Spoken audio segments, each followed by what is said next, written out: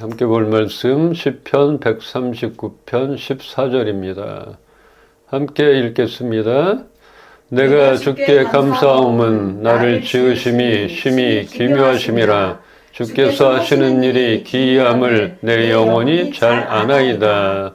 아멘. 아멘. 여러분들 신묘막측이란 말 들어보셨나요?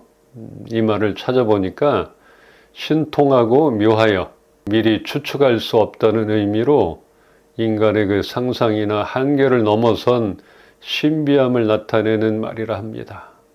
정말 이 상상할 수 없는 어떤 우리의 기준을 뛰어넘는, 그러니까 신적인 존재, 신적인 레벨업, 그 상황에서 이야기가 되는 것들 우리 잘 모르잖아요. 그 세계에서 얘기하는 것들. 그런 의미라 하는 것이에요. 인간의 상상과 이해를 넘어서는 신묘막측하신 그 하나님의 세계를 인정할 때 그 앞에서 우리는 겸손해질 것이며 나를 향한 하나님의 계획에 대한 신뢰가 쌓이게 될 것이라 여겨집니다.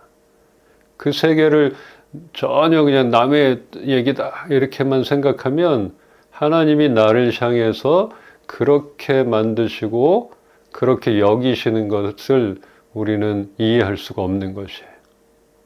그래서 이 말씀을 통해서 나를 만드심이 기묘하다. 내가 상상할 수도 없는 그런 하나님의 입장에서 우리를 지으셨구나. 이게 이렇게 다가와야 되는 거고 내가 그런 존재구나. 여기까지 나가야지 우리 자아가 회복되어진다 하는 것입니다.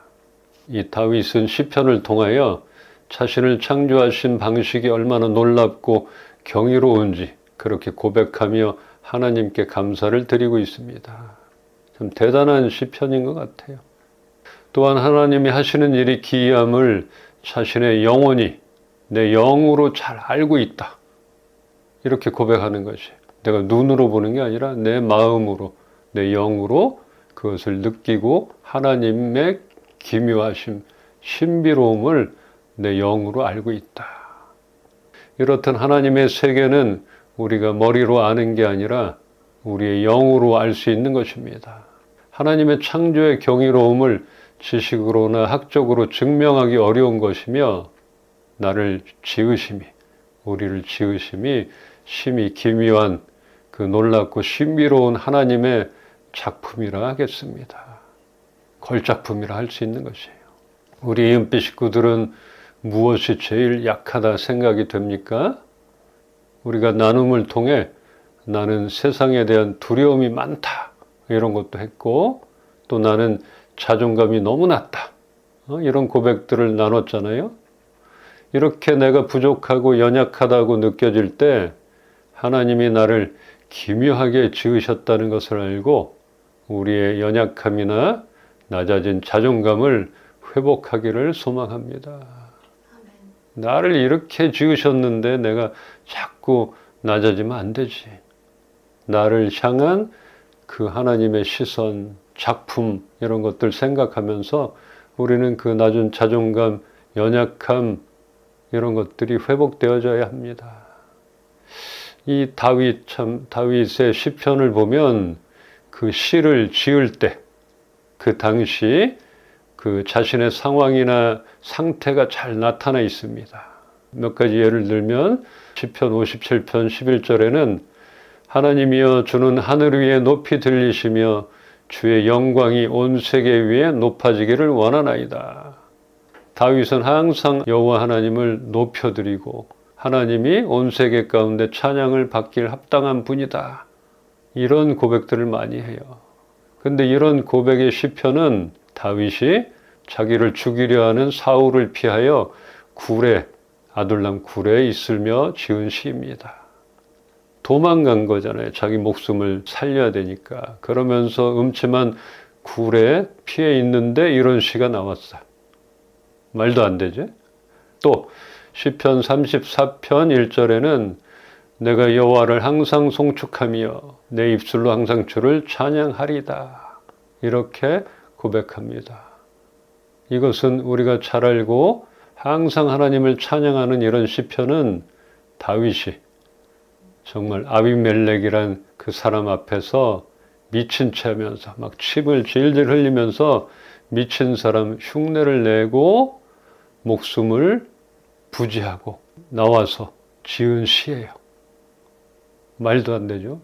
자기의 신세 한탄, 하나님 내가 이렇게까지 해서 살아야 합니까? 이런 원망 이런 게 아니라 이렇게 구걸하면서 나왔는데 하나님을 찬양하겠다. 송축합니다. 이런 고백을 하는 거죠. 대단한 것 같아요. 상황을 보면 그 원망과 불평을 해야 마땅할 텐데 다윗은 오히려 찬송을 하고 기뻐하기로 결정을 하고 하나님께 영광을 돌리는 모습을 볼 수 있습니다.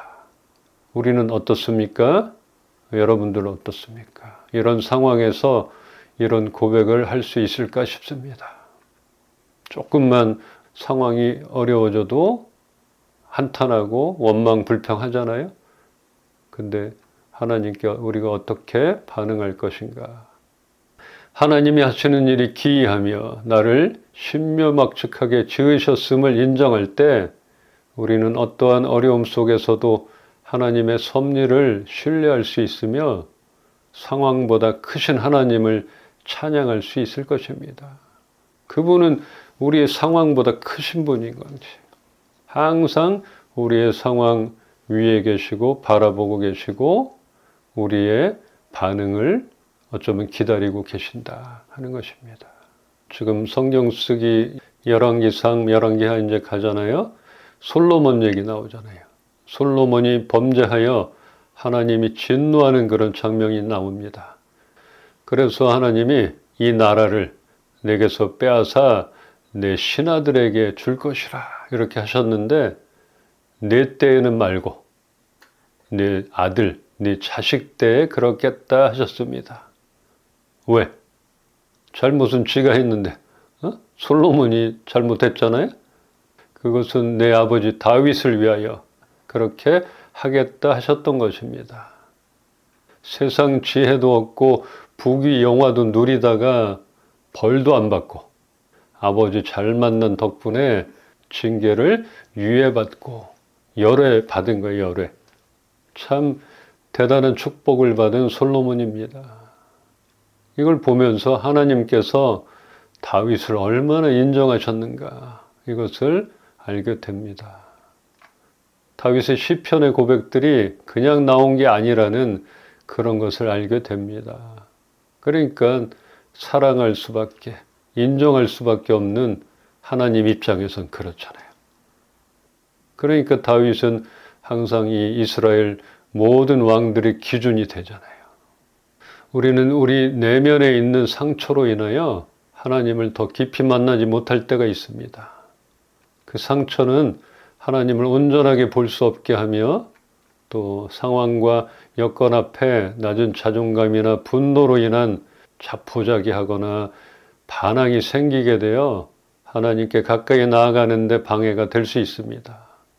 그래서 이 상처들 치유가 돼야 된다 하는 것이에요.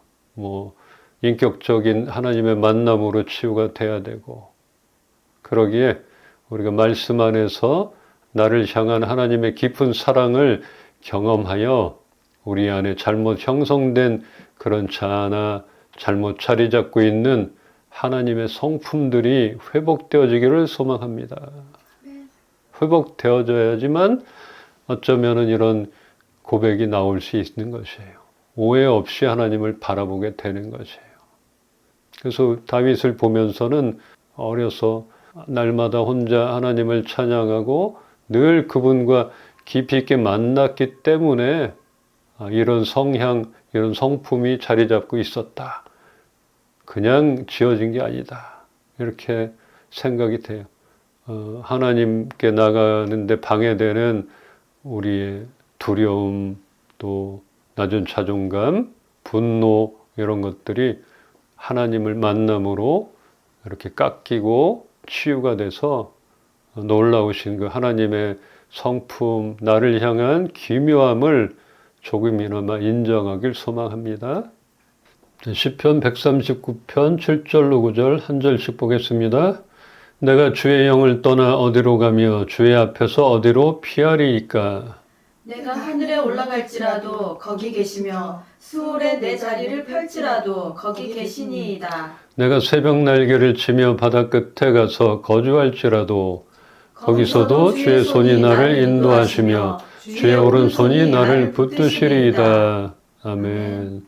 다윗이 하나님을 피하려 해도 어디든지 하나님이 함께 계시며 그분의 인도와 보호가 미치지 않는 곳이 없다는 그런 하나님의 전지전능함과 무소부재하심을 고백하고 있습니다. 이 말씀은 우리가 어떤 상황에서도 하나님의 동행하심을 믿고 그분의 임재 안에서 안정을 찾도록 격려해 준다 느껴집니다. 어느 곳에서도 하나님의 임재 동행함, 함께 하심을 안다면, 믿는다면 우리는 안정감을 얻을 수 있는 것이에요. 흔들리지 않을 수 있어요. 내가 하늘이나 스올과 같은 그런 극단적인 장소에 있다 할지라도, 그러니까 다윗이 그 음침한 동굴일지라도 이렇게 나올 수 있잖아요. 하나님은 그곳에 함께 계시고 그분의 인도와 보호가 미치지 않는 것이 없다고 확신하는 이 고백처럼 우리와 그렇게 함께 계시는 하나님의 보호하심과 동행하심을 인정하여 우리의 상황보다 정말 크신, 높으신 그 하나님을 찬양할 수 있기를 선포합니다. 내가 피하고 싶거나 숨고 싶은 순간에도 하나님은 이미 그 자리에 계시고 능력과 신실하신 그 주의 오른손으로 우리를 붙잡아 주시고 계십니다. 주의 손이 나를 붙드시네. 오른손 하면은 하나님의 전심을 얘기하는 것이에요. 대충이 아니라는 것이죠. 인간의 한계를 넘어서는 그런 범위에서도 정말 말도 안 되는 그런 장소에 있다 할지라도 그런 범위를 넘어서는 하나님의 주권과 보호가 변함없음을 우리가 깨닫기를 바랍니다. 그래서 이제 나를 향한 그 하나님, 그 생각, 또 나를 어떻게 지으셨나, 아까 찬양한 것처럼 내가 그런 자격도 없는데 나를 그렇게 인정하고 또 사랑한다 고백하는 그 하나님, 나도 주님을 사랑합니다. 이런 고백들이 나와지길 소망합니다. 이제 낮은 자존감으로 깊은 침체에 빠져 있거나 또 외로움과 두려움 그런 가운데 있다 할지라도 내가 어디로 가든지 어떤 상황 가운데서도 하나님이 함께 계신다는 그런 믿음을 갖고 정말 그럼에도 불구하고 나의 상황, 나의 환경 그럼에도 불구하고 하나님을 신뢰할 수 있는 우리의 견고한 그런 신앙을 믿음을 세워나가기를 주님의 이름으로 축원합니다. 아멘. 아멘.